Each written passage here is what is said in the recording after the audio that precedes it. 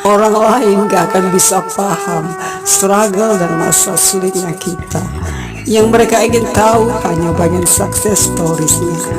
Berjuanglah untuk dirimu sendiri, walaupun gak ada yang tepuk tangan. Bagaimana jatuh bangunnya impian itu?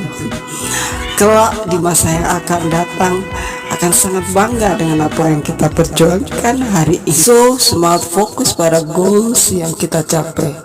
Bismillahirrahmanirrahim. Tetap berjuang ya.